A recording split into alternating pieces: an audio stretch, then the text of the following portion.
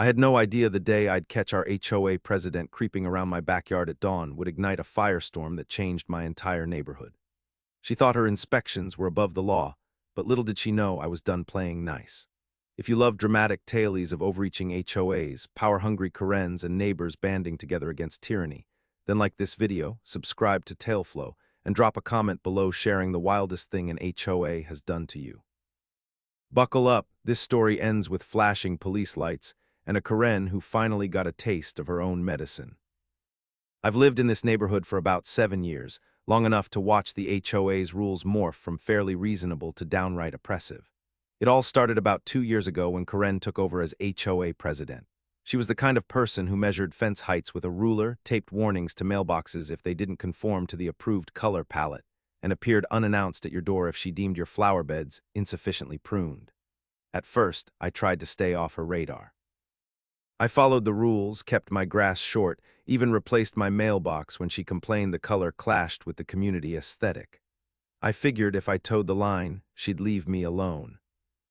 That illusion shattered one morning when I stumbled on a typed notice pinned to my front door. Reminder: all homeowners must allow HOA board members to conduct property inspections for compliance. I skimmed the letter, realizing it authorized Karen to periodically check backyards, patios, and side gates to ensure neighborhood standards. I bristled. Was she trying to claim free reign over our private properties? But the letter was vague, and I couldn't find any official rule stating she had full rights to roam at will. Instead, it referenced a clause about visual inspections from the street, which she'd twisted to mean she could barge into our yards. Typical Karen move. My discomfort bubbled into anger the day I spotted footprints in the mud near my back porch, like someone had been lurking there. We'd had heavy rain, so these weren't old prints, they were fresh. My dog Milo had gone berserk at around 6 in the morning, barking at the sliding glass door. I assumed it was a raccoon or maybe a stray cat. Now seeing these footprints, a chill danced along my spine. I had a gut feeling they weren't from a wild animal. I crouched down, noticing the distinct tread of a sneaker, likely a woman's given its size. As uneasy as it made me, I had no proof it was Karen. She wasn't so brazen as to literally break into my yard uninvited, or was she? The final straw came a week later. My coworker invited me on a fishing trip, so I was gone before sunrise on a Saturday. Bate, my wife, stayed home and was awakened by Milo barking like his tail was on fire. She got up to see what was going on. Through our kitchen window, she glimpsed a figure in a hooded jacket creeping toward our shed. By the time she flung the door open and rushed outside, the figure had darted off. She only got a split-second look at the person's face, but she swore it was Karen. Bate recognized her sharp jawline and that particular scowl. Apparently, Karen had the audacity to peer into our shed's windows, then scurry off once she realized she'd been spotted. Bate was livid. As soon as I returned, she demanded we buy cameras. I'd considered it a while back, but the HOA had a policy stating exterior-mounted security cameras must be approved by the board. We knew Karen hated cameras. She once fined a neighbor for installing a doorbell cam without permission, claiming it violated neighbor privacy. But at this point, we didn't care. We wanted evidence. So we headed to the electronics store, picked up a discrete set of wireless cameras, and installed them in our backyard and along the sides of the house, cleverly angled so they wouldn't be obvious from the street. We even set up motion alerts on our phones. 3 days later at exactly 5:51 a.m., my phone buzzed with a motion alert from the backyard cam. My heart thumped as I opened the app. Sure enough, the live feed showed Karen standing near my back fence. She was wearing a hoodie again, peering through the slats as if searching for something. A surge of adrenaline coursed through me. This was it, my proof that Karen was trespassing. The footage was grainy due to the dim morning light, but there was no doubt it was her. She had that same posture, that same self-important aura. She glared at the shed, then glanced around like she was making sure no one was watching. I watched, transfixed, as she actually unlatched my fence gate, stepped inside, and took a few cautious steps onto my property. My phone's camera feed recorded every second. I was so stunned, I forgot to breathe for a moment. I live on a corner lot, so maybe she thought it'd be easy to slip in and out without being noticed. But with the camera, I had her clear as day, snooping around. My mind whirled with questions. Why was she so obsessed with what's in my shed? Was she looking for code violations, or was she just drunk with power, believing she could do as she pleased? I clenched my jaw, resisting the urge to bolt outside and confront her in the act. Instead, I let the camera roll, capturing her rummaging near some potted plants, checking behind my lawnmower. Then, hearing a noise, possibly my dog stirring inside, she scurried off like a thief. Clutching my phone, I felt a mix of anger and triumph. She was trespassing, plain and simple. The HOA guidelines gave no one the right to waltz onto private property. This was next-level harassment, and now I had video proof. But how could I use it? If I marched up to Corinne's door and showed her the footage, she'd deny it, claim it was dark, say I was lying. She might even try to fine me for installing cameras without her precious permit. But there had to be a better way. My next thought was to gather more evidence, in case I needed a slam-dunk case. I decided to let the camera keep running for a few more days, see if she returned. In the meantime, I'd quietly consult a lawyer about trespassing laws. Maybe the police would have an interest in a little break-and-enter action from the HOA president. The next day, while reviewing older footage, I realized this might not have been the first time Corinne sneaked into my yard. The camera's motion log showed multiple triggers around dawn in the previous week. I cursed myself for not checking earlier. Now I had multiple incidents of her creeping around my property at odd hours. Why was she so determined to see what was behind my shed? Bait joked that maybe she was searching for hidden treasure. Another neighbor speculated she was looking for code violations to levy fines. We had no clue, but one thing was certain. Corinne believed no one would stand up to her. She'd gotten used to scaring people, tossing them notices, and having them comply without question. Well, not anymore. That evening, I confided in a neighbor named Malik who'd also had run-ins with Corinne. She once accused him of having unapproved solar panels. He told me she'd stuck a phone over his fence to snap pictures of his roof. I asked if he'd ever thought about pressing charges. Malik shrugged, saying it was a losing battle. She'd deny it and he had no footage. When I told him I actually had video evidence, his eyes lit up. Dude, you gotta do something with that. She can't just break into your yard like that, if you show the board. I told him I doubted the board would do anything if they were all in Corinne's pocket. They hadn't challenged her on anything else. But maybe if I presented the footage in a public forum like an HOA meeting, she couldn't sweep it under the rug. Then again, Corinne might find a way to spin it, claim she was protecting the community. My frustration mounted. Meanwhile, the question of whether or not to go straight to the police nagged at me.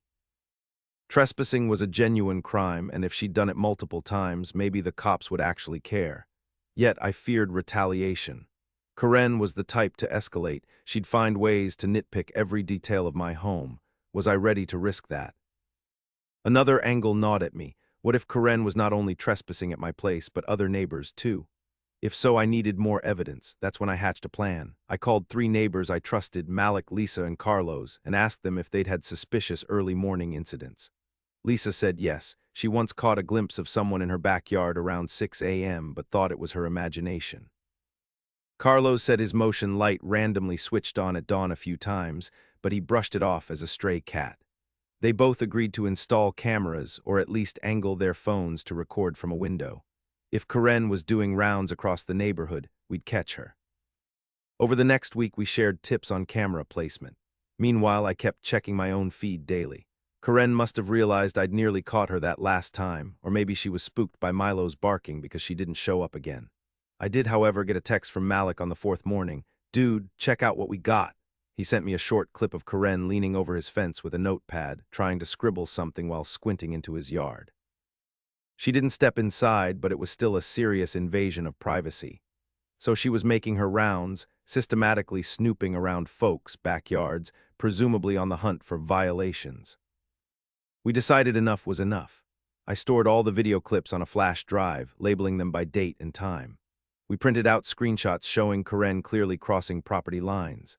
Lisa volunteered to check the local trespassing laws. Turns out, in our state, repeated unauthorized entry onto private property is considered criminal trespass in the 2nd degree, possibly 1st degree if there's evidence of forced entry or malicious intent. As far as we could see, Corinne didn't break any locks, but she definitely unlatched gates. That might be enough for the cops to take notice, or at least for them to file a formal complaint. Still, we had this nagging fear of retribution. Corinne was petty. She had the power to hand out fines, collect them, even place liens if folks refused to pay. The neighborhood was rife with stories of her harassing people who crossed her. Did we want to provoke her further? But from my standpoint, her stepping onto my property multiple times, uninvited at dawn, was crossing a line too far. I was done cowering. If we let her get away with it, she'd only get bolder. A plan began to form. Malik suggested we present the evidence at the upcoming HOA board meeting, which was scheduled for a Tuesday night in the community center. Usually only a handful of residents showed up, Karen's loyal minions, plus maybe one or two who had concerns about street parking, but if we invited enough people, it could turn into a public reckoning. Lisa and Carlos agreed. We'd gather everyone we trusted, show them the footage right there in front of Karen, and demand answers. If she tried to lie or spin it, the proof would be undeniable. Then, if the board refused to act, we'd take it straight to the police. As the meeting approached, we spread the word quietly. We told folks to attend if they'd ever felt uneasy about Karen's behavior or suspected she was overreaching her authority. We teased that we had bombshell evidence. On the night of the meeting, the parking lot was surprisingly packed. Word must have gotten out that something big was brewing. Inside the community center, Karen sat at the front table, flanked by two board members. She looked taken aback by the unusually large crowd. People were chatting in hushed tones, glancing in my direction as if waiting for me to blow the whistle. When the meeting started, Karen tried to go through the usual motions, reading the minutes from the last session, announcing new guidelines for trash can placement, discussing budget allocations for holiday decorations. Her voice sounded a bit shaky, probably sensing the tension. Then, as she was about to wrap up, I raised my hand.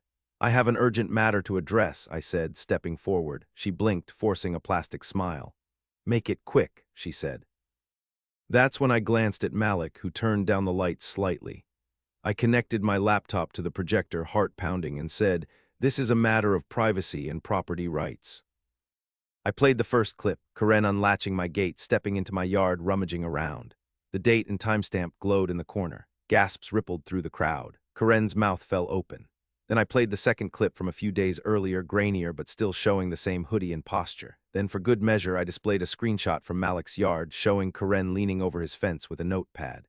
People started murmuring loudly. One older woman exclaimed she'd known something was off. Another man shouted that Karen had no right to trespass. Karen tried to interject, but I turned to her. "Could you explain why you were in my backyard at 5 in the morning?" Her cheeks reddened. "I was performing an inspection," she stammered, trying to regain composure. She claimed the HOA rules gave her the right to check for violations, but the crowd wasn't buying it. Lisa, who'd researched the bylaws, stood up and read out loud the actual clause about property inspections. It only allowed visual checks from public spaces, not stepping onto private property without notice. The tension in the room soared. Karen tried to deny everything, but the video was there for all to see. We demanded the board take immediate action. One board member, looking mortified, said they had no idea Karen was doing such personal inspections. Another tried to defend her, claiming maybe it was for safety. But the room erupted in outrage. People began shouting about harassment, saying they'd suspected Karen of snooping for months. That's when I dropped the final bomb. "We intend to file a police report for trespassing if the HOA won't step in," I said, holding up a manila folder with the printed still shots and logs of the date and time stamps. "And we're not alone. Several of us have similar proof. We want an end to this." Karen's face twisted in desperation. She barked at the board to restore order, but they looked shell-shocked. Some neighbors demanded a recall vote, wanting Karen removed as president on the spot. She spat back that they had no authority to do so outside an official election cycle. But a recall is an official process if enough people petition for it. Lisa piped up that we already had enough signatures to force a special vote. That was news to Karen, who stood up, slammed her fist on the table, and declared, "This is a witch hunt. I am doing my duty to keep the neighborhood safe from code violators and eyesores. If you people can't respect that." She never finished her sentence. The crowd erupted, half shouting at her to step down, others calling her a stalker. The board called an abrupt end to the meeting, promising to address the issue in a closed session. People left the building abuzz with talk of filing an official complaint or a restraining order. As for me, I felt a surge of relief. Everyone now knew the truth, and Karen couldn't pretend this was legitimate. But what would actually happen next, that was uncertain. The board might drag their feet, or Karen might double down. I went home with a swirl of anxiety and satisfaction, bracing for the fallout. Sure enough, Karen didn't go quietly. 2 days later, I got a notice pinned to my door about unapproved cameras. She was trying to find me for installing the very security system that caught her trespassing. I burst out laughing at the irony. Bait was livid. She wanted me to march the footage straight to the police. So that's what we did. We walked into the local station with a USB drive and explained the situation to an officer, showing them the relevant trespassing laws. The officer was polite, took our statement, and watched the video. While he didn't promise immediate arrests, he said it clearly looked like trespassing and that he'd file a report. If Karen tried it again, or if we wanted to press charges, we could proceed further. We let him know we wanted it on record in case she escalated her behavior. That weekend, I found a flyer in my mailbox calling for an emergency HOA meeting the following Wednesday. It was posted by a different board member, not Karen. Word spread that they intended to handle recent controversies. The rumor was that Karen had threatened to sue the board if they removed her, but the board realized they risked a full-blown revolt if they did nothing. Meanwhile, Karen ramped up the intimidation. Multiple neighbors reported receiving random fines for trivial things like poorly placed garbage bins or unapproved garden decorations. She was lashing out like a cornered animal. Wednesday night arrived, and once again the community center was packed. Tension hung thick in the air. Karen perched at the front, arms folded, glaring at everyone. The board members looked grim.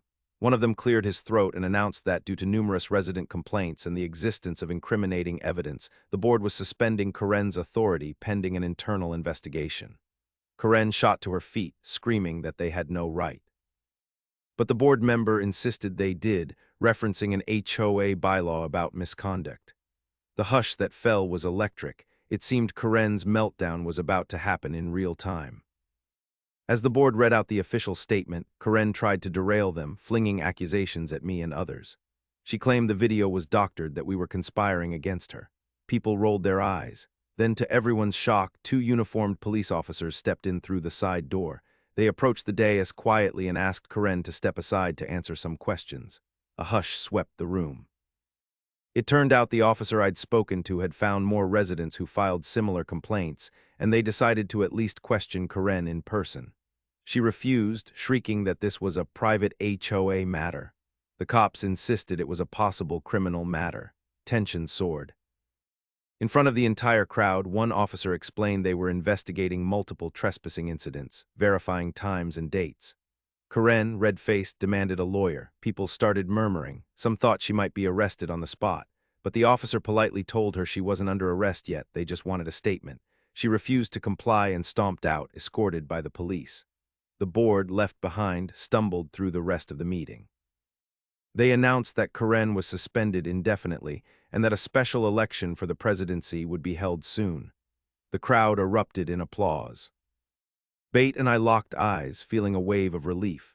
We'd started this showdown simply wanting to protect our backyard, and now Karen was leaving in near disgrace, possibly facing criminal charges. In the days that followed, neighbors stopped me to shake my hand, saying they finally felt safe again. Malik, Lisa, and Carlos all had success using their camera footage to squash the petty fines Karen tried to impose. The new interim board president apologized to the community, promising more transparency going forward. The last I heard, Karen resigned from the HOA entirely, listing her house for sale within a month. Some said she was too humiliated to stay, others speculated the looming trespassing investigation pushed her out. Either way, she was gone, and the sense of relief in the neighborhood was palpable. Everyone was free to walk their dogs, store their bins, and live their lives without fear of a sneaky, self-appointed inspector lurking in the shadows. A week after Karen's exit, I removed the second notice she'd pinned about my cameras. Without her around to enforce it, no one cared. The board even revised the policy to allow security cameras as long as they faced your own property. Ironically, Karen's own rule about HOA permission had never been properly enacted anyway. I stood in my backyard one evening, marveling at how quiet and peaceful it felt. Milo dozed happily on the porch, no longer jumping at dawn to bark at an intruder. The entire fiasco felt surreal, like a bad dream I'd finally woken from. But the cameras stayed up. I wasn't taking any chances if the next board president turned out to be another Karen in the making. Looking back, I realized just how close our neighborhood came to letting a petty tyrant walk all over our rights. She used intimidation and half-baked rules to keep everyone in line, but once we shone a spotlight on her behavior, she crumbled under real scrutiny. Our story might be a cautionary tale for anyone living under an overbearing HOA. Get proof, gather allies, and never assume you have to put up with someone violating your privacy. Even if they hide behind official-sounding documents, in the end, the law is still on your side. I won't pretend everything is perfect now.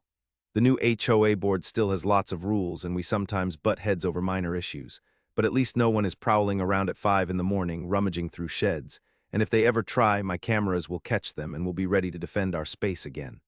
The best part, people are friendlier. We talk to our neighbors more, share experiences, watch out for each other. Even though we came together over a negative event, we found a sense of unity that was missing before.